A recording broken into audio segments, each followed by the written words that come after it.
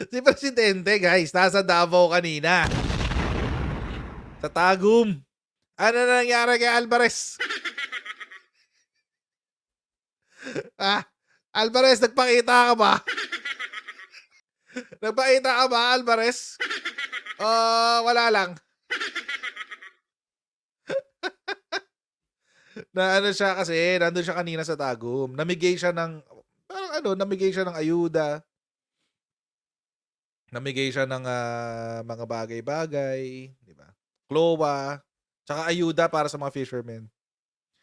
So, kaya nasa Davao siya kanina. Tapos mga kotsero, na-mention ito.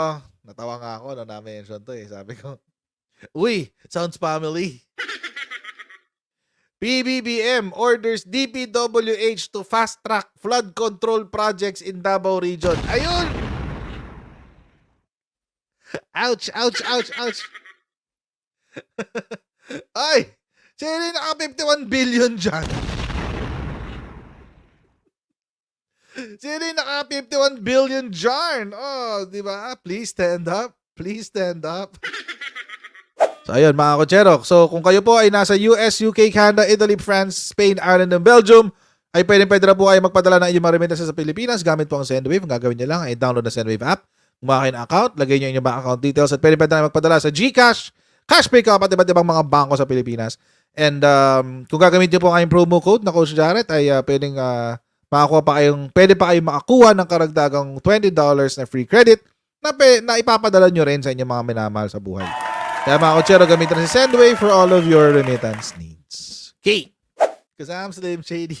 Because I'm the real Shady. DPWH, bilisan nyo raw. Galaw-galaw daw dyan.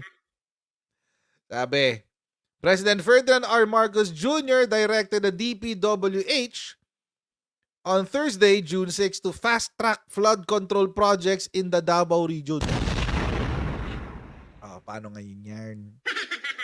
Paano ngayon yan? Pulong, mulong. Bakit ganon? Pulong. 51 billion pa more. Di ba kasi baha-baha dun nung January? Sabi, Marcos issued the directive after the region experienced severe flooding in the first quarter of this year due to the LPA and shear line. Diyos ko, tindi nung nangyari dun, guys. Matindi yung nangyari dyan sa low pressure area na yan, tsaka sa shear line na yan. 10 dead, 14,000 families displaced in new rounds of Davao floods. Mag-uumpisa na yung first phase 1. Phase 1 ng Minda Railways. Buti pa kay PBBM natuloy. Di gonggong nangyari sa'yo. Si Digonggong umiiyak na lang sa gilid. Hindi natuloy sa akin yan. Kay Bongbong Marcos pa natuloy. Hindi, kailangan gayahin natin yung boses ni Digong. Putang ina. Hindi natuloy sa akin yan. Hindi natuloy sa akin yan. Putang ina. Bote pang adik, natuloy. So, itutuloy na nila. First phase. Phase 1 daw na Minda Railways. Flagship project yun ng Duterte admin. Pero hindi nangyari. Oo. Walang nangyaring ganun. Legit. Ito kasi nangyari nun, guys. Balik tayo sa topic. Yung baha kasi nung January, ang lala, guys. Ang lala nun eh. 10 nga yung namatay. 10 people are reportedly killed sa Davao de Oro. Tapos, 400,000 individuals ang naapektuhan. Tapos, syempre, ekta-ektarya ng palayan, etc. nasira. Malala. Trahedyang malala. Ngayon, sa Davao City, eto epekto. 2,400 families hit by floods, landslides in Davao City. Ay, nako. Nasaan ang 51 billion? Hashtag. Hashtag balik nyo ang perang yan. Di ba pinapauso ng mga Duterte vloggers yung ano, hindi mo pera yan? E di, magpauso din tayo. Balik nyo yung perang yan. Hashtag balik nyo yung perang yan. Pauso din tayo nun sa atin. Hashtag hindi mo, ano, balik mo yung pera. Pinang Hermes 51 billion. Yes ko. Pulong. Sheesh. An official from the City of Social Welfare and Development Office reported that approximately 2,400 families in Davao City have been or were affected by flooding due to the shear line. So, yun na nga yung nangyari. Kaya sinasabi ni PBBM, uy, DPWH, galaw-galaw dyan, bilisan nyo dyan. Pero nag-report din si Juby Cordon. Sabi niya, they have completed 154 flood control projects totaling 56,233 lineal meters from 2022 to April 2024. Mukhang kulang pa. Mukhang kulang pa, kaya kayo napagsabihan ni Presidente. Galaw-galaw. Kulang pa. Bilisan nyo pa. Bilisan nyo.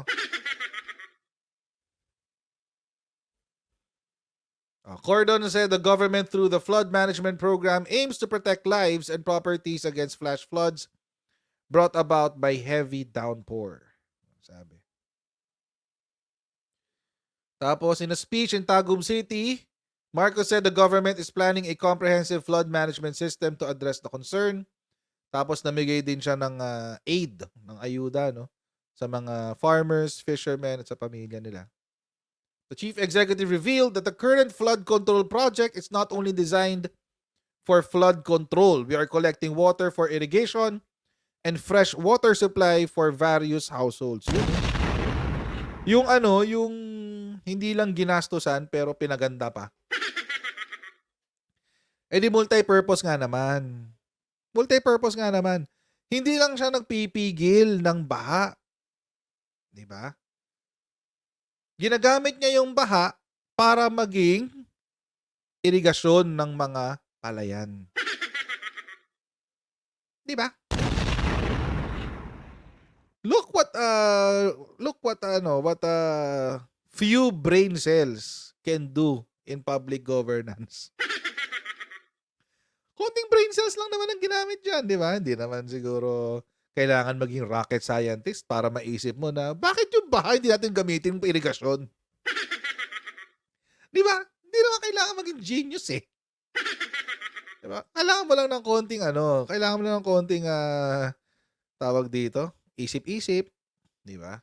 Kailangan lang medyo maging innovative ka, yun.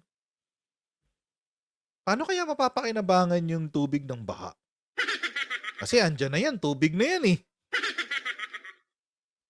O di gawin nating tubig pang irigasyon. Diyos ko. Yan yata yung pinopropose dati eh, naalala ko, yung merong yung baha doon sa Pampanga, yung merong governor na nag-angas-angas doon ng kausap si presidente. May kinuwento si presidente na parang gusto niyang gawing project doon sa Pampanga. Parang siya, parang rice terraces, pag ganon. Pero lahat yun, reservoir ng tubig. So, pag napuno dito sa taas, so overflow siya, yung overflow niya pupunta sa baba, tapos yung overflow niya pupunta uli sa ilalim, pababa na pababa. Hanggang sa maging manageable yung tubig baha. Kandaba. Ayun yung Kandaba. So, ganun yung project doon na gusto niyang gawin. So, baka ganun din ang gagawin dito na pwede nga siyang gawing hindi lamang siya flood control but also for irrigation na rin. Kasi sayang yung tubig eh. Umulan eh. Sayang yung tubig. Gamitin ng productive. Kaya nga inutusan ni presidente Ayan. Ang DPWH natapusin na yung mga infra projects. Oh. Yung Mawab, Maragusan, Caraga Road, Carmen, Tagum City Coastal Road, Mindanao Railway Project. Oh. Pinapabilis na sa kanya yan. Ni PBBM yan. Namigay siya ng 10 million worth of aid and assistance doon sa mga nandoon. Ngayon, mga Kocheron, habang binabasa ko to kanina, naalala ko lang talaga yung kabalbalan ni Pulong Duterte. Hindi naman sinadya. Hindi ko naman sinasadya. Naalala ko lang talaga. Kasi nung nakita ko tong flood control, naalala ko, ay, di ba dapat dati patapos yan? Kasi si Pulong, di ba dapat nagpagawa na siya ng pang flood control sa Davao? Or at the very least, kung hindi man sa buong Davao region, at the very least sa Davao City. At sa Davao City, hindi man sa buong Davao region, di ba? Hindi mo isama si Davao Oriental, Davao Occidental, etc. etc. Kahit hindi mo sila sinama, at the very least, Davao City. Kaya dapat flood-free. Kasi may 51 billion kayo. Ano nangyari? Anyari sa 51 billion. Di wala. Tenenenen. Tenenenen. Tenenenen. Tenenenen. Panoorin natin ulit itong interview na to kay Saldi ko. Para maalala lang natin. Oo. So, kung may mga taga Davao na makakapanood nitong video na to, sana po maalala nyo po ito. Opo. Lalo sa Davao City. Kasi first district ng Davao City siya yung congressman doon si Pulong. So, sana po maalala nyo po ito sa darating na eleksyon. Kasi para po malaman nyo kung anong ginawa ng congressman nyo sa inyong lugar. Play natin. Nakakatanggap ho kami ng nababasa ko sa iba't ibang group chat. At sinusubukan nga sana naming kontakin si Congressman Paulo Duterte na siya'y nakakuha ng 51 billion pesos. Grabe, sa huling 51 tatlong taon billions. ng termino ng kanyang tatay as president. Totoo ho ba yun, yung mga kumakalat na sa mga group chat na yun, Kong Saldi? Well, sa totoo lang, nakakagulat to. Nakakaano kasi di adin, nagsalita po siya na 500 million lang daw ang pondo niya. So, naririnig ko po yan na ugong-ugong ngayon sa ating sa coffee talk, sa na nagkaroon siya ng pondo 51 billion. Sa bagay, nung panahon po namin na 18 Congress, naririnig ko na ho yan na napakalaki hong pondo ang nai-release sa South, sa Mindanao, especially sa Davao and nearby regions. So, ang tawag ho nga yan, yan po ang Holy Land. Kaya Holy Land. wala ko naman ho pong makapag-question sa Kongreso na ganun po, marami pong nagre-reklamo katulad po ni Congressman Army Teves. Masyadong nagre-reklamo kasi sa every congressman usually ang average is 500 to 1 billion. So pag laki ng budget ng congressman, no? 500 to 1 billion. So imagine, kaya pala hanggang ngayon namamayagpag pa rin ng mga communist terrorist group. Dahil meron silang at least 500 to 1 billion sa party list. Sabi, no? Anyway, hindi naman yun yung tutok. Ang tutok dito, mga kotsero, itong 51 billion. Naalala ko lang kasi, sinabi kasi ni Digong na hindi raw niya inuna yung kanyang tawag dito, yung kanyang lugar. Naalala niyo yun? Sinabi ni Digong yun eh. Sinadya daw niyang hindi unahin i-develop ang kanyang lugar. Naalala niyo yun? Bakit daw? Bakit? Kasi ayaw daw niyang masabihan siya ng naging presidente ka lang, bigla mo na lang niratsada ang development sa iyong lugar. Ayaw niya maakusahan siya ng bias. Ayaw niya nun. Ngayon, mga kutsero, bakit may 51 billion? Akala ko ba gusto mong ihuli ang Davao City? Bakit may 51 billion? Sinabi niya yun na hindi raw, sinadya daw niya na hindi i-develop ang Davao City. Kasi ayaw daw niyang masabihan na bias siya bilang Pangulo na inuna agad yung kanyang bansa, ay yung kanyang lugar bago yung bansa. Tapos ginawa pa niya example si Bicol. Sabi niya parang kahit kalaban daw, kahit daw galit sa kanya mga liberal, pinagawa pa rin daw niya yung airport ng Bicol. Ay, naniningil ka ng utang na loob, boy! Ba't ka naniningil ng utang na loob, boy? Trabaho ba yun? Ungas ka! Bis na dyan na ano ako doon, trigger ako doon. Anyway. Pero yun na nga, ang punto ko doon mga kotsero, kaya ako siya minention, bakit meron kang 51 billion para sa Davao City? Kung ang budget pala per congressman, every year ay nasa 1 billion pesos lamang. Malaki na yun ha. Sabi pa nga niya, actually parang 3 to 4 billion pang araw, pinagpala ka na ng Diyos eh. Ba't ka merong 51 billion? Yun yung tanong doon. Yung tanong dun eh. Akala ko ba ayaw mong sabihin na bias ka? Hindi nga siya bias pala ang lumabas. Hindi, tama si Digong, hindi nga siya natawag na bias. Natawag siyang kurakot. Pag 2 billion, 3 billion ka, or 4 billion, medyo, ano ka na ho yan, sacred cow ka na ho yan. Ang balita ko dyan sa 51 billion, sa in 3 years, that's so much. Masyado po yung gluttonous na. Kaya kung naging 500 million lang ho ang pon niya, which I think hindi Glutinous. Sorry, napansin ko si glutinous. Ano yun, malagkit? Sorry na, Congressman Saldi kong baka glutinous. Sorry na. Glutinous. Malagkit? Speaking of malagkit, kailangan ko pa, gusto ko palang nakalimutan ko i-bailin sa misis ko, gusto ko nang palit ako. Glutinous. Glutinous. Isabihin greedy. Masyado ng greedy. Oo, glutinous. Hindi glutinous ha. Glutinous, ano yun? Malagkit yun.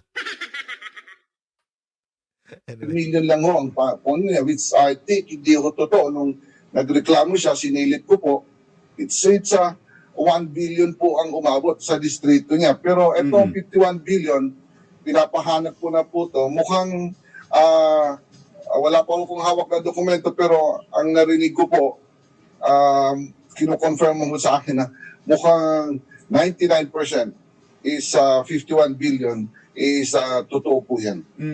Ito nga daw, dahil doon sa nung 2020 ay meron ang first district ng Davao kay Congressman Duterte na 13.7 billion. Uy! Sa 2021, 25 billion plus. At sa 2022 ay 13 billion plus. Ayun na, nasa 51 billion nga in total in 3 years ito. So, na-check nyo na ito sa DBM o DPWH, Kong Saldi? Opo, actually, nung kumakalat po yung dokumentong yan, tumawag po tayo and na-verify natin. And kino-confirm, wala lang ako makuha ang dokumento sa DPWH, pero kinonfirm na po yan sa akin ng DPWH na totoo nga daw po yan ng dokumento. And yung sa DBM naman, I think, they're going to issue formal and totoo rin daw po. And gusto ko lang sana magkaroon ng formal na dokumento just to make sure na itong pero on the phone they confirm na nagulat din po na masyadong malaki, very historical itong sobrang paglobo ng pondo Very sa historical. first district ng Davao City. Pag nakikita niyo mo dyan sa itong lista, almost lahat po yan na Mindanao. Kaya nagtaka ho talaga ako na sana dapat wala na hong baha sa Davao City. Kung nagamit po yun ng tamang naiplano, naiplano po ng todo sa Davao City ang itong mga pondong to. Opo. Kong Saldi, marami pong salamat sa inyong pagpapaunlak ngayong umaga. Balik lang natin dun sa listahan. Siya may pinakamalaking budget, oh. Yan, oh. Oh, yan, siya yung sa taas, siya yung, ayan, Davao City. Ito lahat ng distrito sa Davao. Ayan, yan, lahat yan. Davao City, Davao City, Davao City, Davao del Norte, Davao del Sur, Davao Occidental. Oh. Baka itong isa ilalim, Davao Oriental yan. Siya may pinakamalaking appropriations, oh. Grabe, laki, no? Oh, yan, oh. Ito yung kanya. Siguro ito yung 2019, 2020, 2021. So, 13 billion, 25 billion, 13 billion. Grabe, no? Ibang level. Taray ni ni Pulong. Oo. Dapat talaga hindi bumabaha ng tubig eh. Kaso nangyari, bumaha ng pera sa bahay ni Duterte. Joke lang. Hindi natin alam kung talagang sa bahay niya napunta yun. Malay natin sa iba.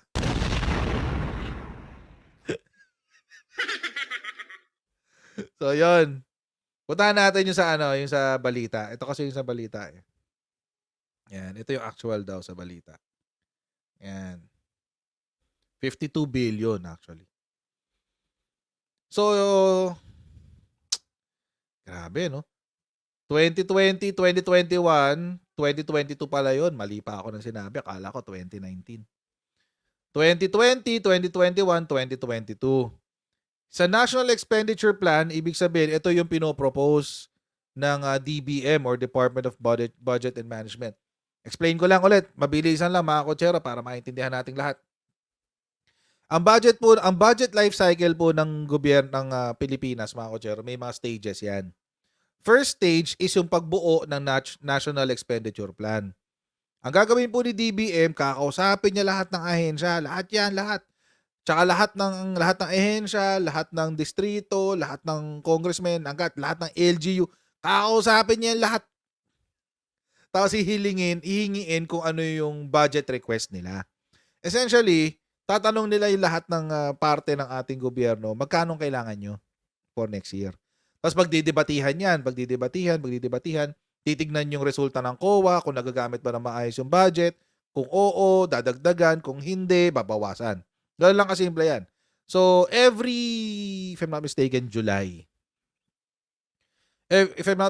every July, pagbukas ng session, sinasubmit na yan yung National Expenditure Plan. Binibigay na yan ng DBM sa legislative, sa lower house. Ano ngayon ang gagawin sa lower house? Magdidebatihan ulit. Magdidebate, iimbitahan ni lower house sa Appropriations Committee. Magdidebate uli sila. Pagdidebatihan, o kailangan nyo ba talaga to o hindi? Kung hindi, kung kailangan nyo, defend natin. Kung hindi, bitawan na muna natin yan.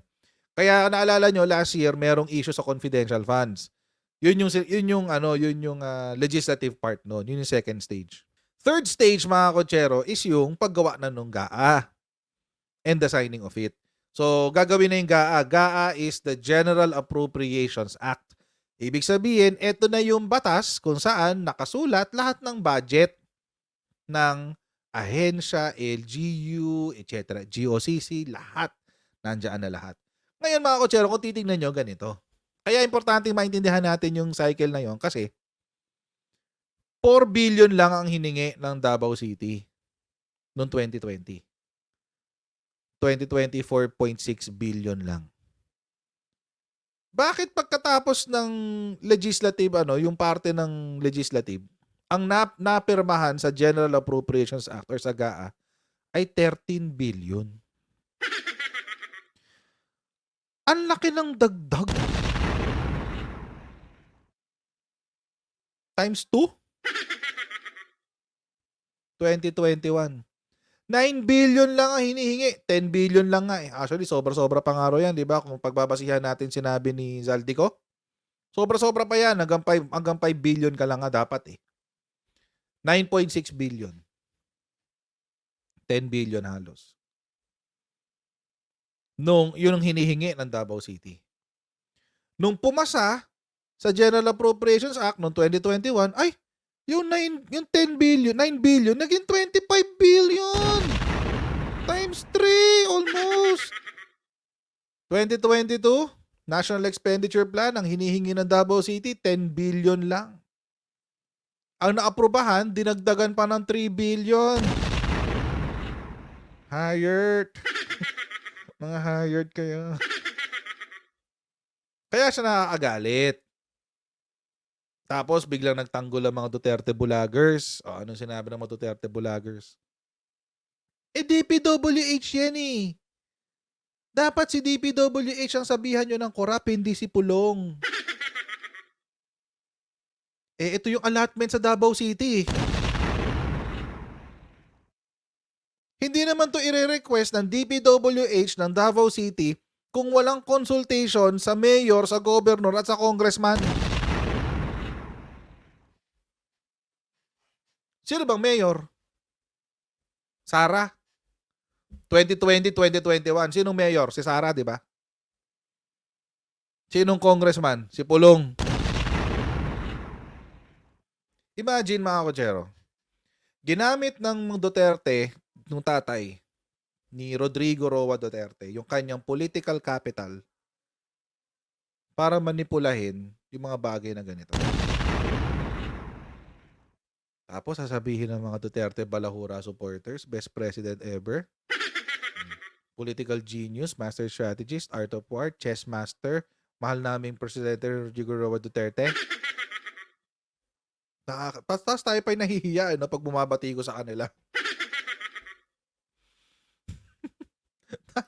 Tayo pa'y mahihiya no? Mahihiya kayo. Si Digong lang ang presidente na gumawa ng ganito, gumawa ng ganyan, etc. etc.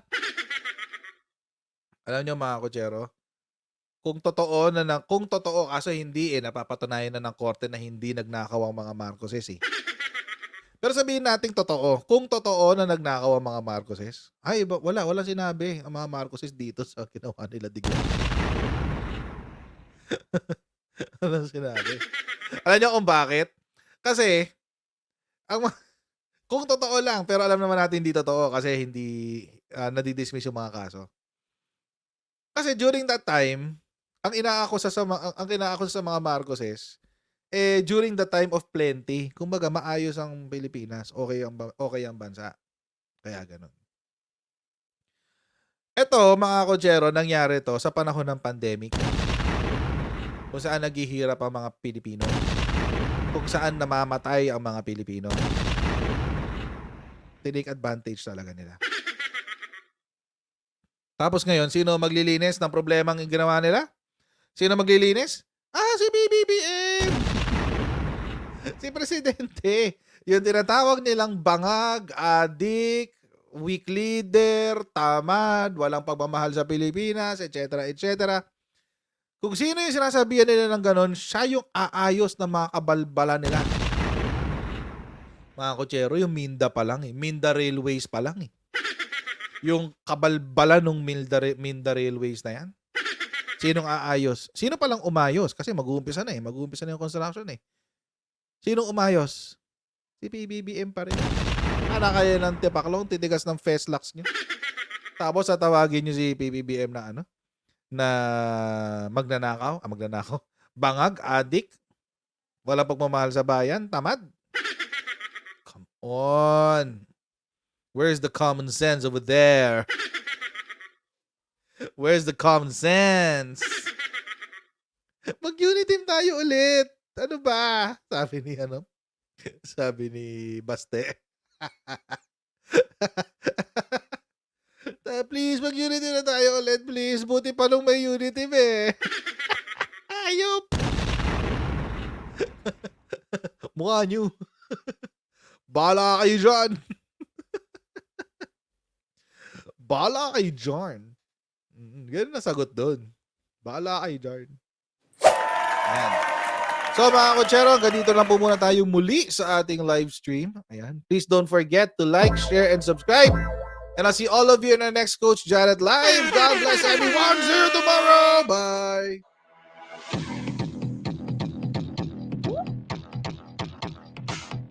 Huwag ganun. Huwag natin gawing tanga mga Pilipino. Mas maganda kasi nasa lugar ka ng tama kaysa yung pinipilit mo yung pagkakamali.